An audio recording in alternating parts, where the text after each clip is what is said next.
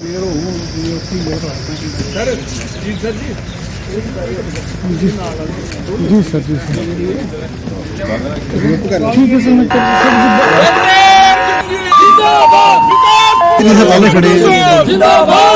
बोला है तो साथियों आप सारे ही बधाई के पात्र हैं। कृपया एक बार ताली जरूर बजा दें। प्रतिष्ठित गाड़ी यहाँ पर आज रुकी है। इसका फॉर्म जय श्री राम, वंदे भारत, जय श्री राम, जय श्री राम।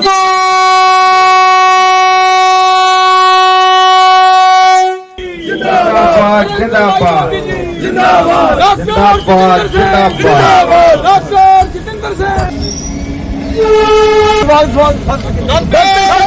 श्री राम, जय श्री राम। डॉक्टर जितेंद्र सिंह, डॉक्टर जितेंद्र सिंह जिंदाबाद, डॉक्टर जितेंद्र सिंह जिंदाबाद, डॉक्टर जितेंद्र सिंह जिंदाबाद, डॉक्टर जितेंद्र सिंह जिंदाबाद, डॉक्टर जितेंद्र सिंह जिंदाबाद, डॉक्टर जितेंद्र सिंह जिंदाबाद, डॉक्टर जितेंद्र सिंह जिंदाबाद, डॉक्टर जितेंद्र सिंह जिंदाबाद। डॉक्टर साहब को जय श्री राम, जय श्री राम, जय श्री राम। डॉक्टर साहब को जय श्री राम, जय श्री राम, जय श्री राम। डॉक्टर साहब को जय श्री राम, जय श्री राम, जय श्री राम। डॉक्टर साहब को जय श्री राम, जय श्री राम, जय श्री राम। डॉक्टर साहब को जय श्री राम, जय श्री राम, जय श्री राम। मोदी जी कुछ भी मिल गया, क्या देखते हैं बड़ी सहूलियत है। और आपने जो 30 दिसंबर को कहा था वो आज पूरा हुआ है। नहीं, सबसे पहले तो मुझे धन्यवाद करना है प्रधानमंत्री श्री नरेंद्र मोदी जी का।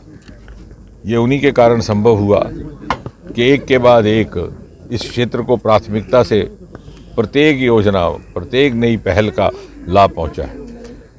वंदे भारत रेलगाड़ियों का सिलसिला जब सन 2015 में शुरू हुआ था, तो शायद यहाँ पर अभी नाम तक ना सुना था हमने वंदे भारत, लेकिन आरंभिक जो 2-4 रेलगाड़ियाँ थीं वाराणसी इत्यादि, उसके साथ साथ कटरा, वैष्णो देवी, दिल्ली को भी शामिल कर लिया गया। और जब दूसरी वंदे भारत, मुझे लगता है बहुत एक चंद कुछ एक ऐसे स्टेशन है जहाँ 2 वंदे भारत इस समय हमें मिली हैं, कटरा, वैष्णो देवी और दिल्ली के बीच में।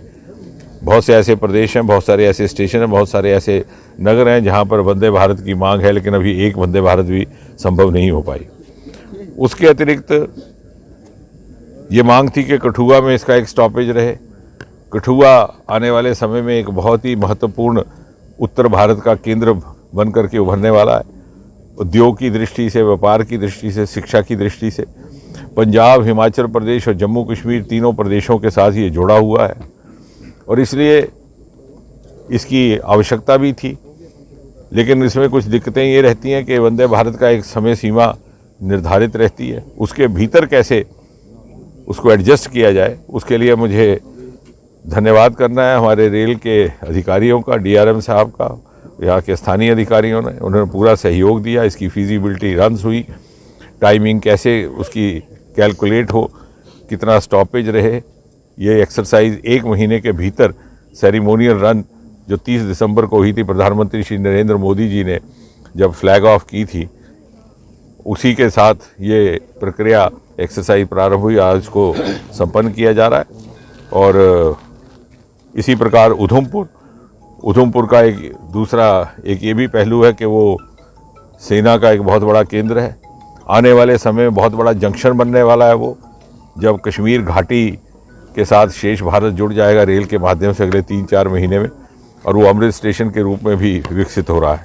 तो दोनों ही स्टेशन उत्तर भारत के बहुत महत्वपूर्ण आने वाले दशक के स्टेशन रहेंगे। लोगों की उम्मीदें काफ़ी बढ़ गई हैं। अभी आने वाले दिनों में मेट्रो की मांग की जा रही है लोगों की तरफ से, उसके लिए क्या प्रावधान है? वो पाइपलाइन में पहले से ही है, लेकिन उसको धीरे धीरे उसको अगले जो मेट्रो का लॉट होगा उसमें, लेकिन उसकी एक्सरसाइज जारी है।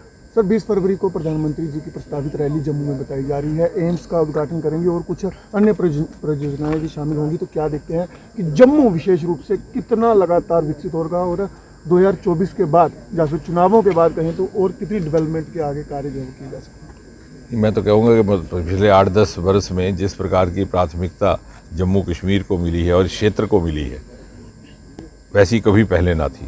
और एक समान संतुलित विकास, इक्विटेबल डेवलपमेंट, पहले अक्सर ये शिकायत रहा करती थी घाटी को ज़्यादा मिला, यहाँ कम मिला, ऐसा नहीं है। अब पैसे का वितरण हो, साधनों का वितरण हो, बराबर का विकास, और मोदी जी ने आते ही ये कहा था कि जो क्षेत्र शायद प्राथमिकता से छूट गए पिछली सरकारों से या उस तरह से उनका विकास नहीं हो पाया जैसे दूसरे क्षेत्रों का, उनको विकसित करके बराबर के स्तर पर लाया जाएगा। और ये 10 वर्षों में हमने होते देखा। और 20 फरवरी के उनके प्रवास में बहुत से ऐसे प्रोजेक्ट जो उन्होंने ही लॉन्च किए थे, उदाहरण के तौर पर उधमपुर का देविका प्रोजेक्ट, उत्तर भारत का पहला नदी के सुंदरीकरण का प्रोजेक्ट 190 करोड़ का, नमामि गंगा की तर्ज पर। जब वो 2019 में यहाँ पधारे थे उस समय उन्होंने इसकी घोषणा की थी, उसका भी लोकार्पण।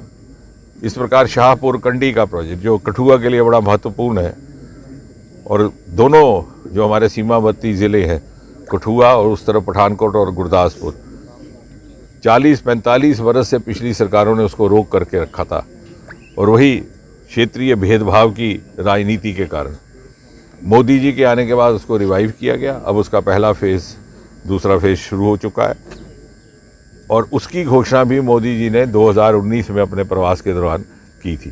तो इस तरह की अनेकों ऐसी योजनाएं जो मोदी जी के द्वारा ही प्रारंभ की गई और उन्हीं का समापन भी उन्हीं के द्वारा होगा, इस प्रकार की हमारी अपेक्षा है। सर, जम्मू कश्मीर के बजट में लखनपुर के लिए भव्य प्रवेश द्वार रखा गया है जो कि इतिहास और संस्कृति को दर्शाएगा, तो क्या देखते हैं कि कितना बड़ा सौंदर्यीकरण का हम कह सकते हैं? इसकी हमारे काफ़ी समय से मांग थी, लेकिन जैसा मैंने कहा कि पिछली सरकारों की प्राथमिकता में नहीं था। और साथ ही साथ आपके ध्यान में ये भी रहे कि पहली बार हमारे जनप्रतिनिधियों के निजी प्रयास से लखनपुर प्रवेश द्वार पर महाराजा गुलाब सिंह की मूर्ति स्थापित की गई थी, जो कि इस प्रदेश, इस राज्य के संस्थापक थे, फाउंडर थे।